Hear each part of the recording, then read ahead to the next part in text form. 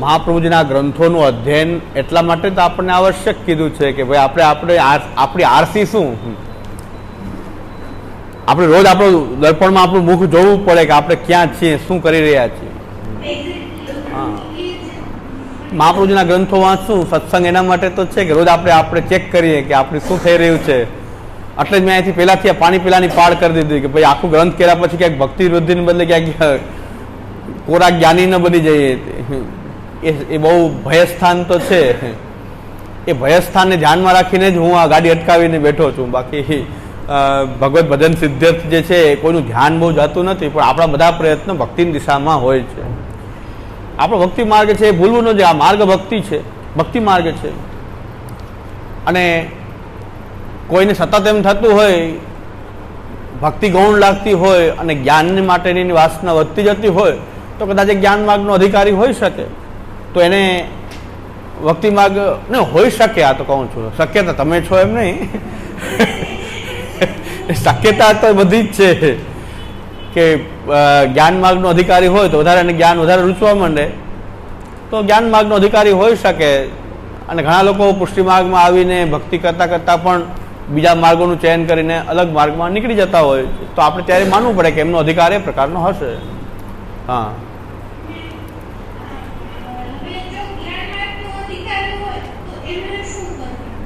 હા, એને જ્ઞાન માર્ગની સાધના કરવી જોઈએ.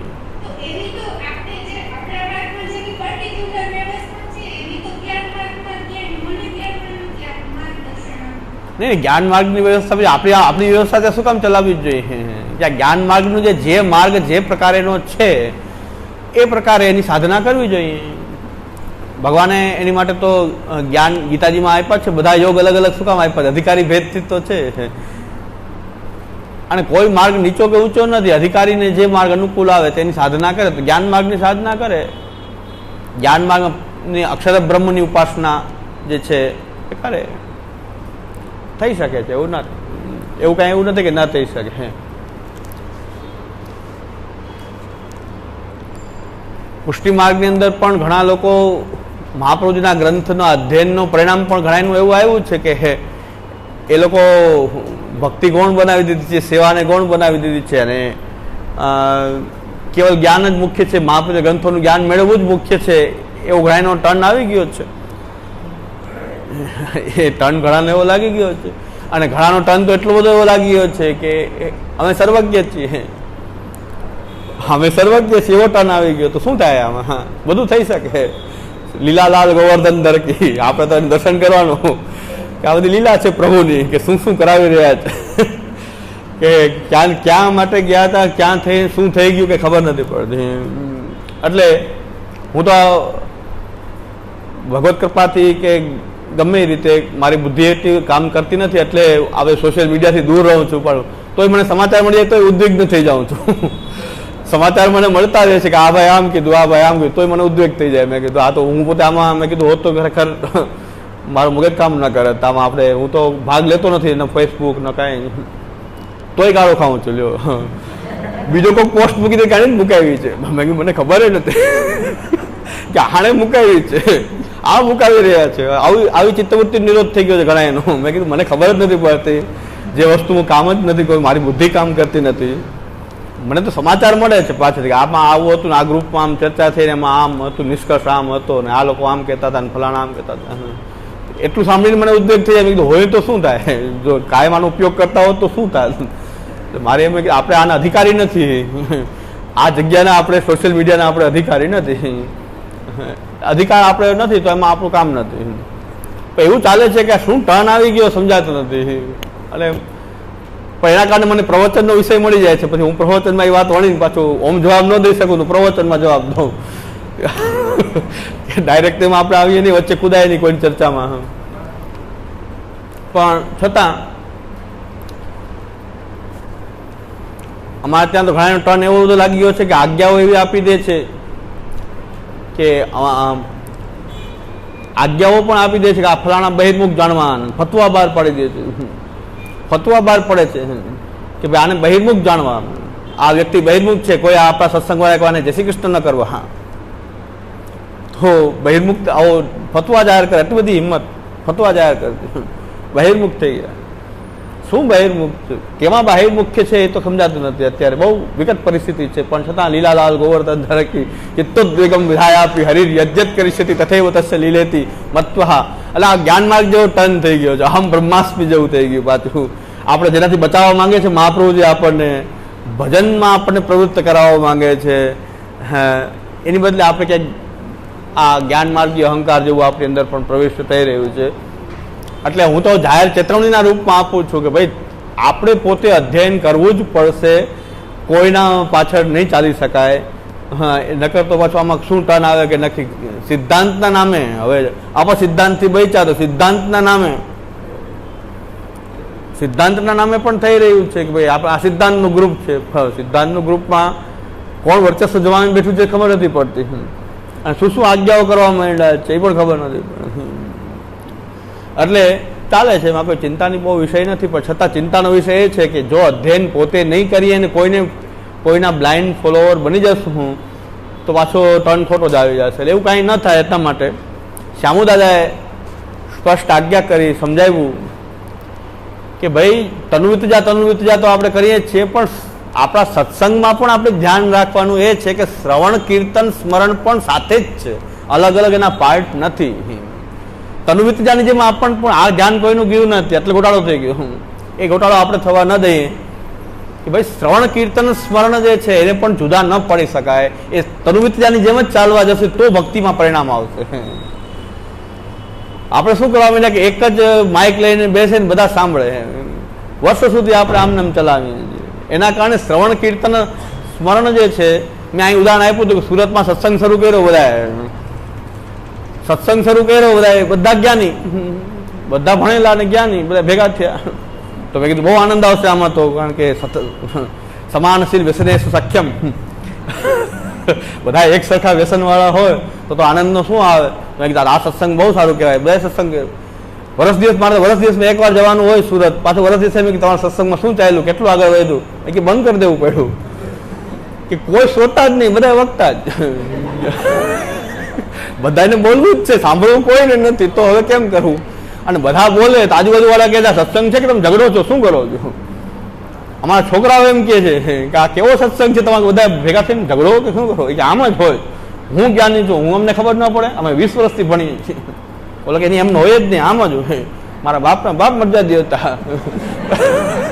તો હવે આમાં તો આ રોજ શાસ્ત્રાર્થ એકદમ બધા કાયમ ભેગા થાય તો આ રીતે શાસ્ત્રાર્થ કરે કે બંધ કરી દીધું, આપણે સત્સંગ બંધ કરો. એટલે વધારે વક્તા થાય તો એ તકલીફ છે. શ્રોતા પણ જો તમે સાચી ભક્તિ ક્યારે કહેવાય કે તમે બીજાને સાંભળવા માટે પણ એટલા ઈચ્છુક હો, ભલે તમે વક્તા હોઈ શકો પણ બીજાને સાંભળવામાં પણ એટલી આનંદ આવવો જોઈએ કે સાંભળવામાં પણ એ શ્રવણ ભક્તિ લાગવી જોઈએ આપણને, કે ભગવાનના ગુણોનું ગાન જે છે એનું શ્રવણ કરીએ, કીર્તન કરીએ, બોલીએ તો કીર્તન કરીએ, પછી પાછું એનું સ્મરણ કરીએ. આ શ્રવણ કીર્તન અને સ્મરણની પ્રક્રિયા શ્યામુદાયે ધ્યાન દોર્યું, એટલે પાછું હું તમારું ધ્યાન દોરી દઉં બધાનું. એ શ્યામુદાયે આ વસ્તુનું ધ્યાન દોર્યું બધી, એ મારા ધ્યાનમાં તો નહોતી બાબત, કારણ કે મંદ બુદ્ધિતા તો છે જ, એટલે એમાં પછી ધ્યાન કોક આવે તો લાઈટ થાય બુદ્ધિમાં, કે તનુવિદ્યા તો આપણે બહુ કરીએ છીએ, પણ કથામાં ધ્યાન નથી રાખતા કે શ્રવણ કીર્તન સ્મરણ પણ આમ જ છે, એને જુદા ન પાડી શકાય.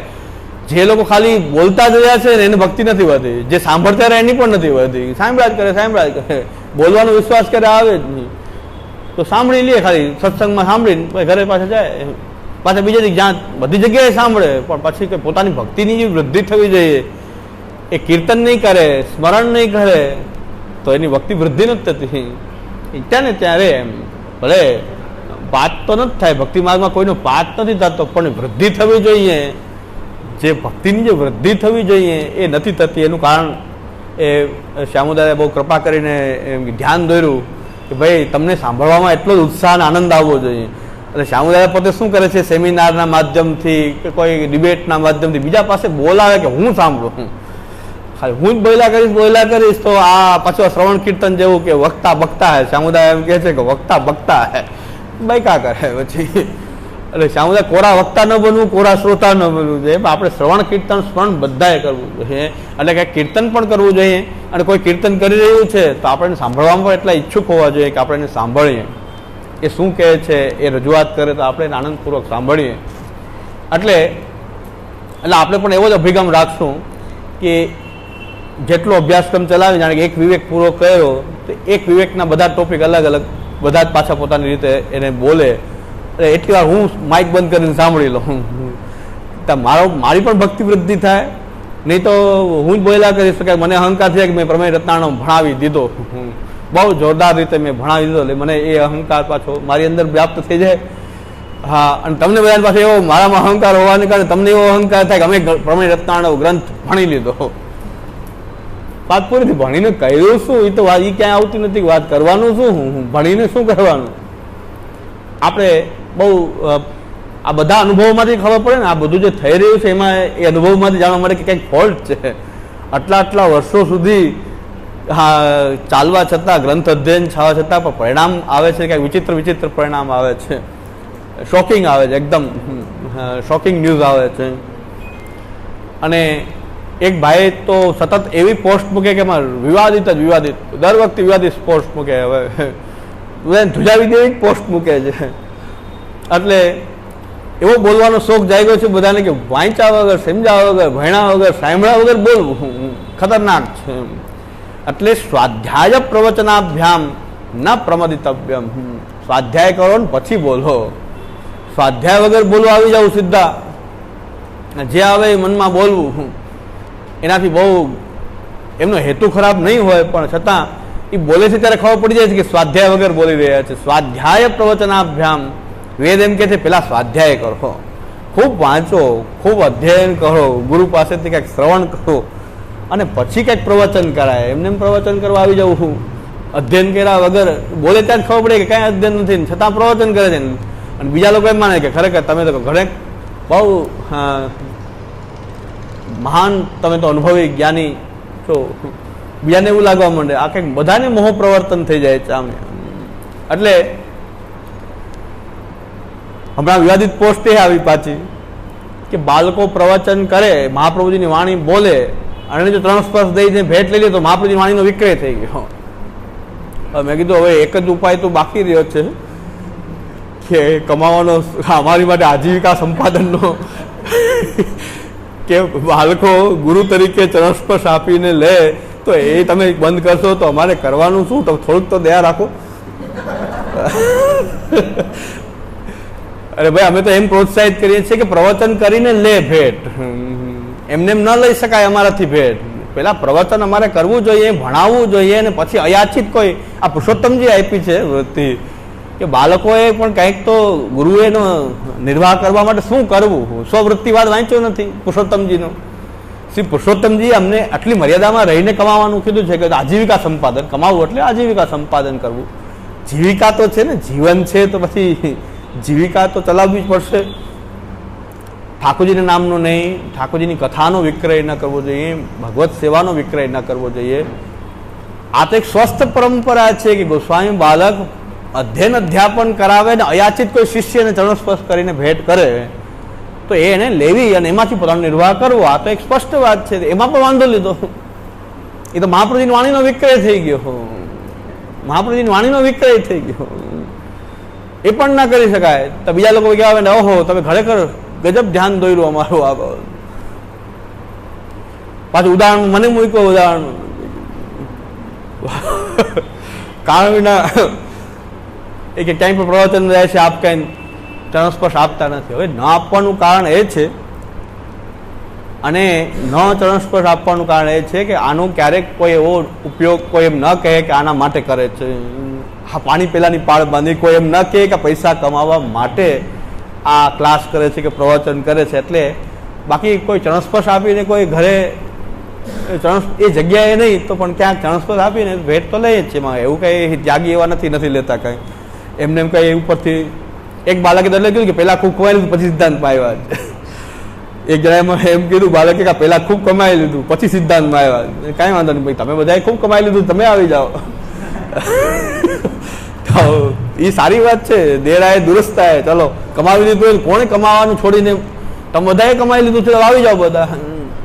તો આમાં બધા જ માર્ગના ગ્રંથો ભણાવવા માંડો. કમાઈ તો બધાએ લીધું જ છે, મેં એકલાએ થોડું કમાઈ લીધું છે.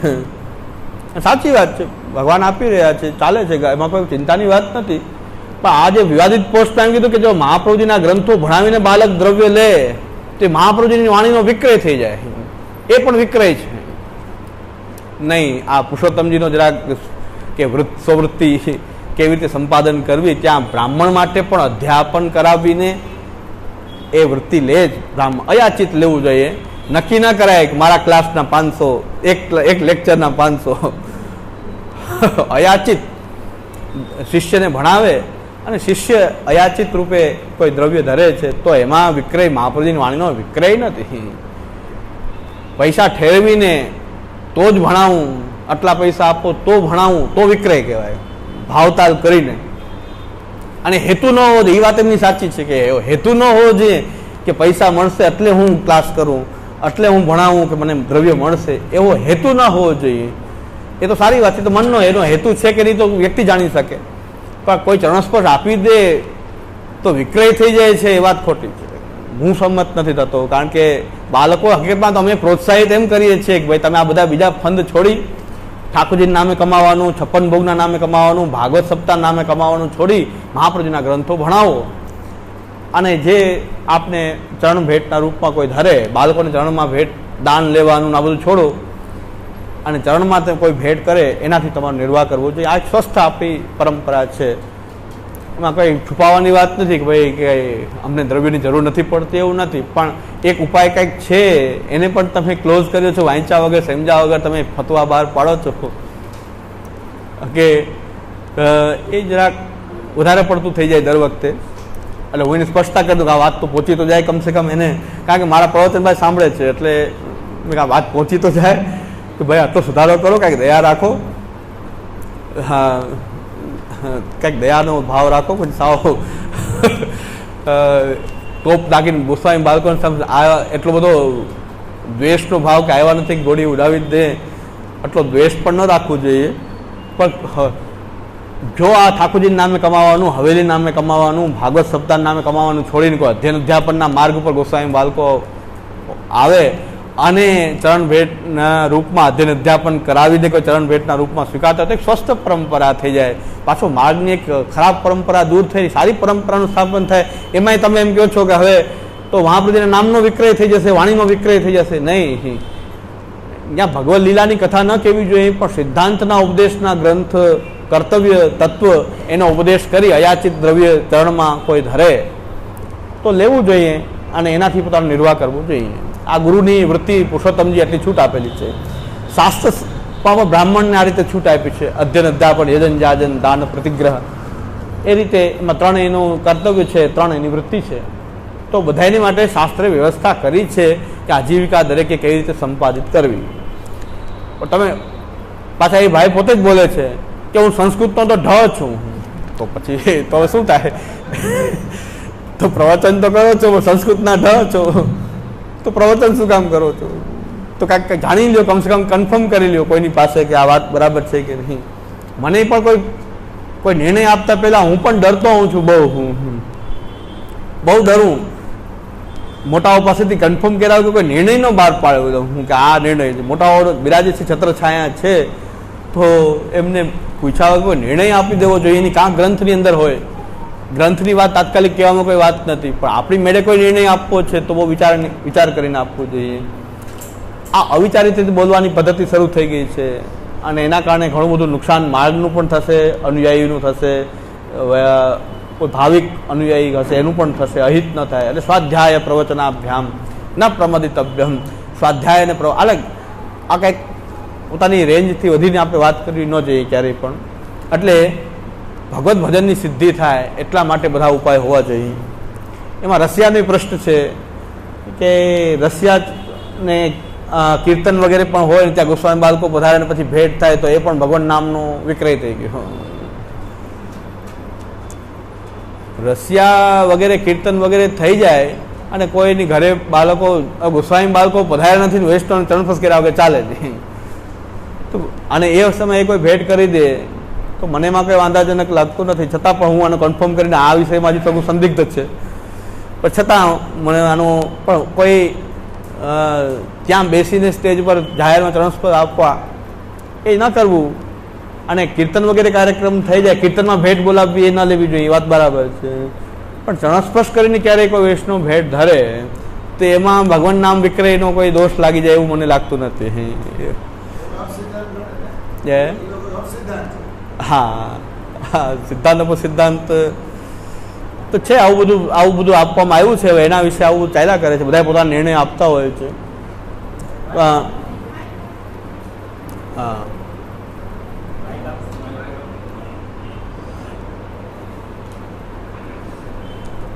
એટલે આપણે ભગવત ભજનની સિદ્ધિ કેમ થાય? હા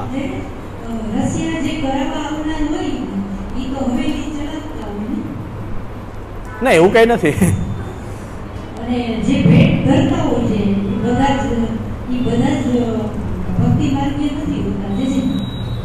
મેં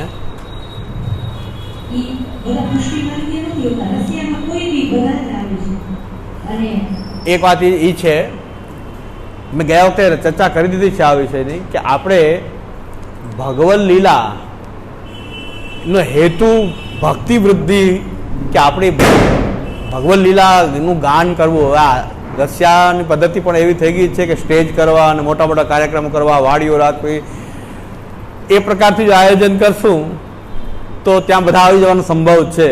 આપણે જ્યારે ભગવદ લીલાનું કીર્તન કરવું છે તો આપણે કાળજી એ રાખવી જોશે કે એ ગમે તે વ્યક્તિ ન આવે એવા નિશ્ચિત સમુદાયમાં આપણે કીર્તન કરીએ. કીર્તનની ગરિમા આપણે જાળવવી છે તો આપણે અત્યારે જે વાતાવરણ જોઈને તમે જે વાત કરો છો ને એ જનરલ વાતાવરણ વાત કરો છો. આપણે સિદ્ધાંત સંમત વાત કરીએ છીએ કે સિદ્ધાંત સંમત પ્રકારથી કોઈ આપણા બધા આ જ પરિકર છે. અને જો રશિયા કે દાન લીલાના કીર્તન કે જે સમયના કીર્તન આપણે બધા બેસીને જો કરીએ તેમાં કોઈ આપણો સિદ્ધાંત નથી, પણ આપણે એવો જાહેર કાર્યક્રમ કરીને બધાને ઇન્વિટેશન આપીને બહારથી ગમે તે વ્યક્તિ આવી જાય એ ખોટું છે. ભગવદ લીલાની ગરિમા જળવાતી. એટલે હું તો જાતો નથી રશિયામાં, હું રશિયામાં જાતો નથી. કારણ એ છે કે ક્યાં કયો સમુદાય કોણ આવી જવાનું છે કે ખબર નથી. કેટલા લોકો ભેગા થઈ જાય પછી ત્યાં જઈને બેસીએ પછી ખબર પડે આટલા આવું તો આપણને ખબર નહોતી ને આ ક્યાં આવી ગયા. એના કરતાં જવું જ નહીં. હું તો જાતો નથી. પહેલી વસ્તુ જાતો નથી એનું કારણ જ આ છે કે કોણ કેટલા લોકો ભેગા કરશે ખબર નથી પડતી, એટલે હું જાતો નથી. પણ નિશ્ચિત સમુદાયમાં કોઈ કરે, આપણે બધા છીએ, આપણે પર્સનલી બધાને ઓળખીએ છીએ કે બધા જ મહાપ્રભુના માર્ગના સિદ્ધાંત પ્રમાણે ચાલે છે, એ બધા મળીને જો ભગવદ લીલાનું કીર્તન કરતા હોય તો એમાં શું દોષ છે? એમાં કોઈ દોષ નથી. પણ જાહેર જે અત્યારે જે થઈ ગયું છે એ કાર્યક્રમ જે થઈ ગયો છે, લોકો રશિયા એટલે ઇમેજ એવી જ થઈ ગઈ છે, ખૂબ પ્રકારના માણસો ભેગા થઈને સ્ટેજ ને ઘણા યુટ્યુબમાં છે, બધાને દર્શન થાય છે, એ ચાલે છે. એ પ્રકારની વાત હું નથી કરતો. હું તો એવી વાત કરું છું કે કદાચ આપણે લોકો સિદ્ધાંત સંમત પ્રકારથી ભગવદ લીલાનું કીર્તન કરવા માટે ભેગા થઈએ તેમાં ગરિમા આપણે જાળવવી જોઈએ ભગવદ લીલાની. કોઈ અનધિકારી લોકો ભેગા થાય ને બધા આનંદ પ્રમોદ, બીજા લોકોના આનંદ પ્રમોદ માટે આ નથી. આ તો ભક્તિ આપણી વધે એના માટેનું કીર્તન છે. તો એ તો આપણે ગરિમા જાળવશું તો જળવાશે. એટલે હું પોતે ન જવાનું કારણ જ આ છે કે ભાઈ આમ મને ખબર જ નથી પડતી કોણ શું કરશે, એના કરતાં જવું જ નહીં. આપણને રશિયા ગાવા હોય તો ઘરે ગાઈ લેવા તો, અને એમાં ચિંતાય નહીં, ઘરે ગાઈ લેવા કોઈ ચિંતાય નહીં, ગમે એવો સુર ચાલે, ગમે એવો તાલ ચાલે, ગમે એ ચાલે. આપણા ઠાકોરજી બધું ચલાવી દે છે. માં તો બધી ચિંતા હોય કે ભાઈ આપણે બાબા ચાલીએ પણ નહીં આપણે. એટલે હું જે વાત કરું છું એ ઓલી નથી વાત કરું. તમે જે કહો છો એ વાત સાચી છે કે લોકો બધા ભેગા થાય છે, ત્યાં તો અવૈષ્ણવ ભેગા થાય છે. હવે તો અવૈષ્ણવ જે છે ને અમારે ત્યાં તો આ ભજનની કલાકારો પણ રશિયા કરે છે, એની મજા આવી ગઈ. ભજનિક કલાકારો છે, પુષ્ટિ માર્ગી નથી, એ લોકો પણ રશિયા વગેરે કરતા હોય છે. બધા લોકો કરે છે, સોસાયટીઓમાં કાર્યક્રમ થાય છે. પુષ્ટિ માર્ગી ન હોય ભાઈ, ફૂલ ઉડાડવાની મજા આવે, ફૂલથી રમવાની મજા આવે અને ગાનતાન સારું થાય.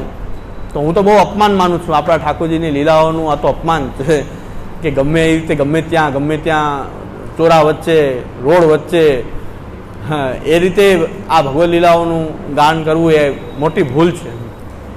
પણ નિશ્ચિત સમુદાય હોય, આપણે પર્સનલી બધાને ઓળખતા હોય એવાને આમંત્રણ આપીએ, એની વચ્ચે આપણે ભગવદ લીલાનું કીર્તન કરી શકાય છે.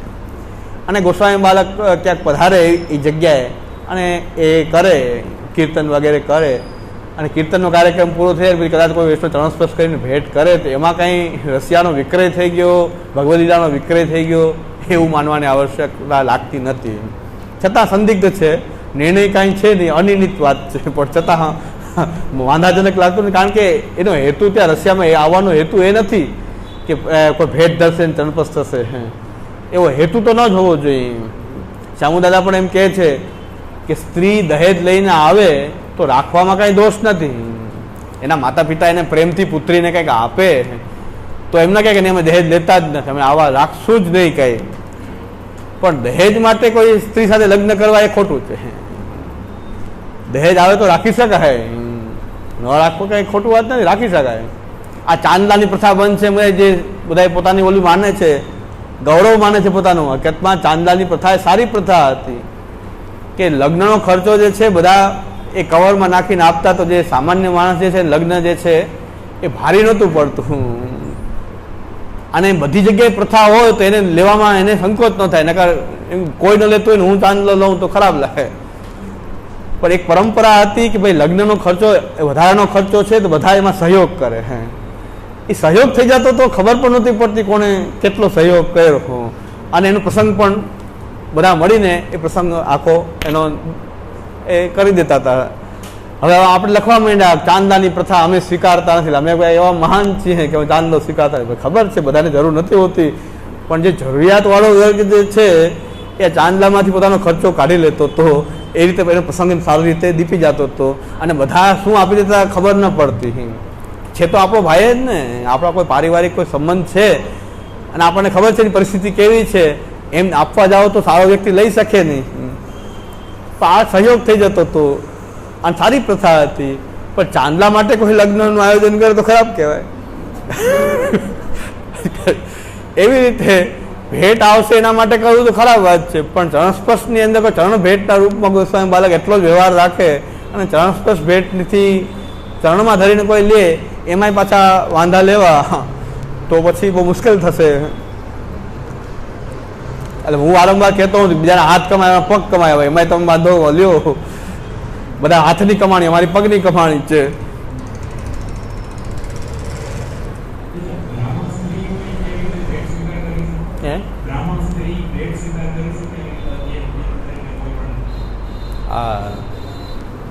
એના માટે જો એનો પતિ ન હોય તો એ આચાર્ય પદ પણ સ્ત્રી જે છે એ બિરાજતા હોય છે. ગુરુપદે બિરાજી શકે છે, બ્રહ્મ સંબંધ દીક્ષા પણ આપી શકે, અધ્યયન ધ્યાન પણ કરાવી શકે છે. આચાર્ય પત્ની જે છે એ એમના પતિ હયાત ન હોય ત્યારે એમને અધિકાર છે, શાસ્ત્રમાં પણ છે, શાસ્ત્ર સંમત છે બધા. તદભાવે તત્પત્ની તત્પુત્ર, તદભાવે તત્પત્ની. આ પુરુષોત્તમજી પણ બતાવ્યું છે કે ભાઈ પિતાના અવસાન જો પુત્ર હોય તો એ પુત્ર ગુરુપદે જ છે, પુત્ર ન હોય તો પત્ની પણ ગુરુપત્ની પણ એ ગુરુ સ્થાનમાં હોય છે, હોઈ શકે. એટલે આપણે ભગવત ભજનની સિદ્ધિ કેમ થાય એ ઉપાય એટલા માટે અપનાવ્યો છે આપણે કે ભગવત ભજન સિદ્ધ્યર્થ. આપણા દરેક પ્રયત્ન, બધું વસ્તુ પ્રયત્ન કરી શકાય છે, પણ દિશા એક જ છે, ધ્યેય એક જ છે, ભગવત ભજન થાય, ભક્તિ વૃદ્ધિ થાય, ભગવત પ્રેમ. એટલે ભક્તિનું સ્વરૂપ આપણે જોયું. ફરી પાછું આપણે જોઈ લઈએ ક્યાં પહોંચ્યા તમને ખબર નથી. આપણે સર્કલ કરીને કે ભાઈ કઈ રીતે આપણું આખું આ સાધના પ્રણાલી છે, એમાં આપણે ભગવત સ્વરૂપનું બાહ્ય ભજન, આંતરભજન અને નામ ભજન, 3 પ્રકારથી ભક્તિ માર્ગ શ્રી મહાપ્રભુજીએ આપણને કીધું છે કે ભાઈ ભગવત સ્વરૂપનું એક તો બાહ્ય ભજન જે તનુવિતજા સેવા વગેરે, આંતરભજન અનોસરમાં સ્મરણ અને માનસી સા પરામતા આંતરભજન,